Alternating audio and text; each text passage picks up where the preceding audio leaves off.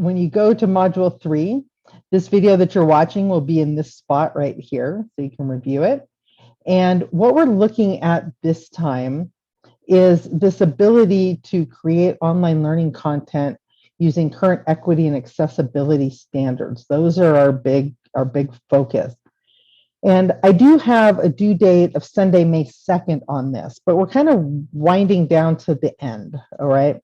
So if you need a little extra time, go ahead and take it, keeping in mind that next Monday, we're going to open up our very last module, which is humanizing your courses, and that's always a really fun one. And this is just a short jump menu for how to get to all the different parts. So when you go through, I'm just going to give a really brief overview. So there is some information about accessibility. If you didn't get it in the other classes, or you want to review and you want to know what accommodations are, different things, there's lots of resources. So you can go through all that. There's another page, Principles of Accessibility, and it breaks it down into these 4 categories.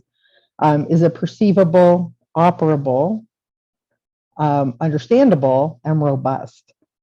And so there's a little video on each of those. And down below, these are just additional resources for you.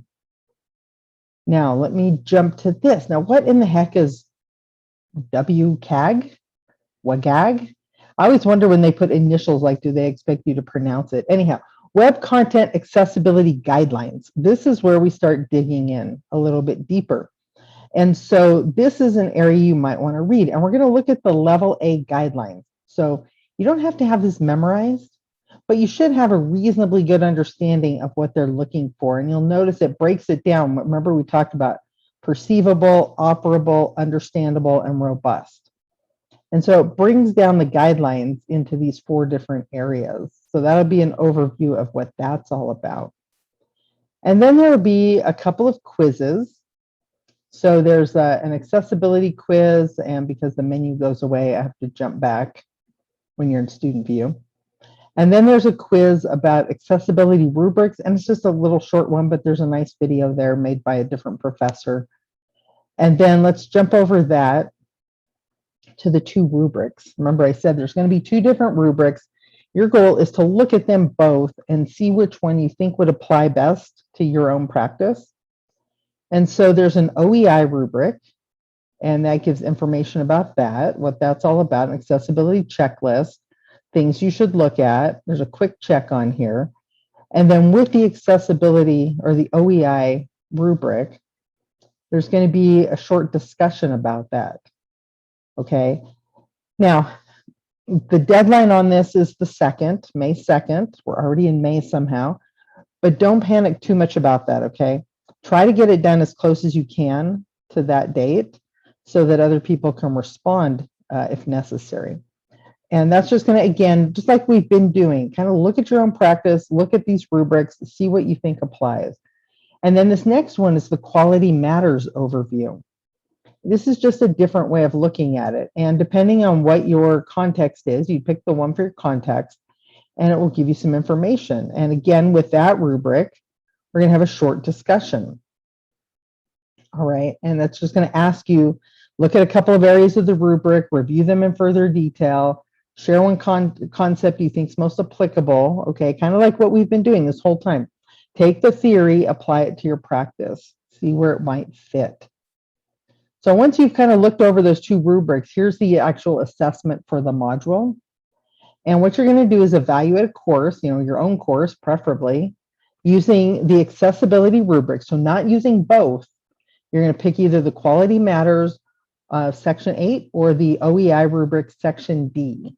Okay, so pick one, pick your course, and then try to change at least 2 aspects of your course to bring them in better alignment with the rubric.